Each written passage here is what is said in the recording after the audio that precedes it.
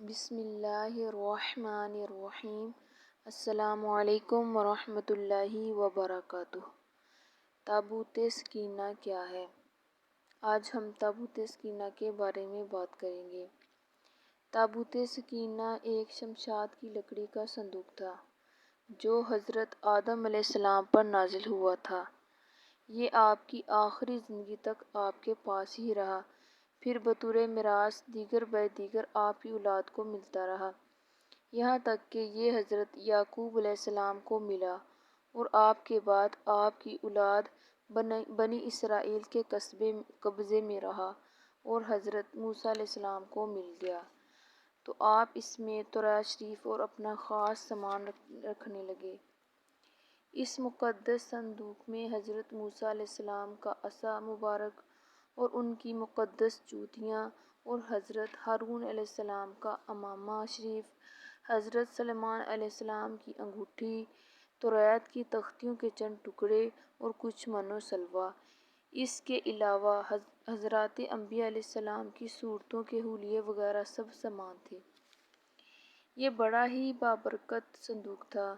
بنی اسرائیل جب کفار سے جہاد کرتے تھے اور ان کے لشکروں کی کثرت ان کی شوکت دیکھ کر سہم جاتے اور ان کے سینوں میں دل دھڑکنے لگتے، تو وہ اس صندوق کو اپنے آگے رکھ لیتے تھے، تو اس صندوق کی ایسی رحمت و برکتوں کا ظہور ہوتا تھا کہ مجاہدوں کے دلوں میں سکون اور اطمینان کا سامان پیدا ہو جاتا تھا، اور مجاہدین کے سینوں میں لرزتے ہوئے دل پتھر کی چٹانوں سے بھی زیادہ مضبوط ہو جاتے تھے۔ جس قدر صندوق آگے بڑھتا تھا، آسمان سے نصر من اللہ و فتح قریب کی بشارت عظمیٰ نازل ہوتی تھی اور فتح مبین حاصل ہو جایا کرتی تھی، اور بنی اسرائیل میں جب کوئی اختلاف پیدا ہوتا تھا تو وہ لوگ اس صندوق سے فیصلہ کرتے، اس سے وہ فیصلے کی آواز اور فتح بشارت کی آواز سنائی دیتی تھی۔ بنی اسرائیل اس صندوق کو اپنے آگے رکھ کر اس کو وسیلہ بنا کر دعائیں مانگتے تھے، تو ان کی دعائیں مقبول ہوتی تھیں اور بلاؤں کی مصیبتوں اور وباؤں کی آفتیں ٹل جایا کرتی تھیں۔ الغرض یہ صندوق بنی اسرائیل کے لیے تابوت سکینہ، برکت رحمتوں کا خزینہ اور اللہ تعالیٰ کے نزول کا نہایت مقدس اور بہترین ذریعہ تھا۔ مگر جب بنی اسرائیل طرح طرح کے گناہوں میں ملوث ہو گئے اور ان لوگوں میں معاصی طغیان اور سرکشی و عصیان کا دور دورہ ہو گیا، تو ان کی بداعمالیوں کی نحوست سے ان پر غضب خدا نازل ہو گیا کہ قوم عمالقہ کے کفار نے ایک لشکر جرار کے ساتھ ان لوگوں پر حملہ کر دیا۔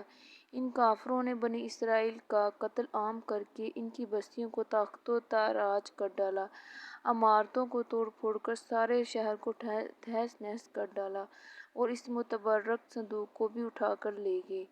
اس مقدس تبرک کو نجاستوں کے کوڑے میں خانہ میں پھینک دیا۔ لیکن اس بے ادبی کا قوم عمالقہ پر یہ وبال پڑا کہ یہ لوگ طرح طرح کی بیماریوں اور بلاؤں میں مبتلا ہو گئے۔ چنانچہ قوم عمالقہ کے 5 شہر بالکل برباد اور ویران ہو گئے، یہاں تک کہ ان کافروں کو یقین ہو گیا کہ یہ اس صندوق کی رحمت کی بے ادبی کا عذاب ہم پر پڑ گیا ہے، تو ان کافروں کی آنکھیں کھل گئیں۔ چنانچہ ان لوگوں نے اس مقدس صندوق کو ایک بیل گاڑی پر لاد کر بیلوں کو بنی اسرائیل کی بستیوں کی طرف ہانک دیا۔ پھر اللہ تعالیٰ نے 4 فرشتوں کو مقرر فرما دیا جو اس مبارک صندوق کو بنی اسرائیل کے نبی حضرت شمویل علیہ السلام کی خدمت میں لائے۔ اس طرح پھر بنی اسرائیل کی کھوئی ہوئی نعمت دوبارہ ان کو مل گئی، اور یہ صندوق ٹھیک اس وقت حضرت شمویل علیہ السلام کے پاس پہنچا جب کہ حضرت شمویل علیہ السلام نے طالوت کو بادشاہ بنا دیا تھا، اور بنی اسرائیل طالوت کی بادشاہی تسلیم کرنے پر تیار نہیں تھا۔ یہی شرط ٹھہری تھی کہ مقدس صندوق آ جائے تو ہم طالوت کی بادشاہی تسلیم کر لیں گے۔ چنانچہ صندوق آ گیا اور بنی اسرائیل طالوت کی بادشاہی پر رضامند ہو گئے۔ یہ مبارک واقعہ ہے روح البیان جلد 2 صفحہ نمبر 386 میں۔